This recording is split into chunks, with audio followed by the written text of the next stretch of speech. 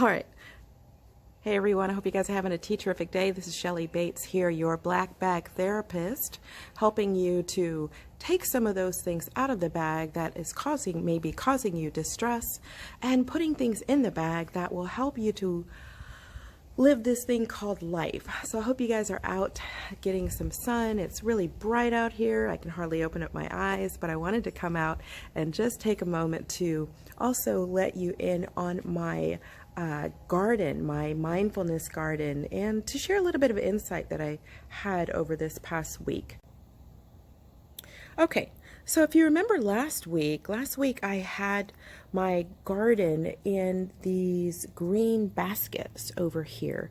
And what I realized is that the green baskets, although they were helpful, they were not really conducive to what I was trying to accomplish. I was trying to make sure that there was enough water so I didn't have to water the plants every week, or every day, I mean. But what I realized is that this environment, so these green baskets, did not work for what I wanted to accomplish. And as I was making the change and making the shift over to what you now see, I recognized, I thought about a couple of things, and I want to share that with you. So there's a couple of things that I learned as I was transplanting the plants from one area into the new now home, and that brought me back to trauma and how a lot of times, depending on the environment that we grow up in, can affect us positively or negatively. So if you grew up in a home where there was a lot of arguing, or there was a parent that was not there, that can then cause you to feel some kind of way. You can be infected by the type of environment that you're in. Just like my plants, there was not enough to sustain what that needed to be accomplished. I wanted them to grow, but there wasn't going to be enough water to provide a large part of the nourishment that they would need. So how does that apply to us with our black bag? What kind of environment are you in? What kind of environment did you grow up in? Was it a healthy environment, or was it a non-healthy environment? Because that can make the difference on how you view yourself, how you view yourself in relationships, and how you view yourself in relation to the world. Tip number 1 is to identify the environment. Is it a healthy environment, or is it an unhealthy environment?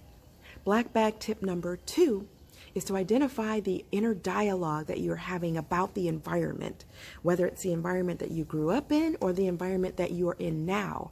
What happens is we begin to give language to that, and you want to identify the inner language that is happening, especially if it's negative. Okay? Black bag tip number 3, once you've identified it, whether or not you're in an unhealthy environment, 2, you've identified the inner dialogue, 3, you want to work to change it. Change it. And changing it can mean a lot of different things. It can mean challenging the thoughts that you're having. It also can mean getting therapy.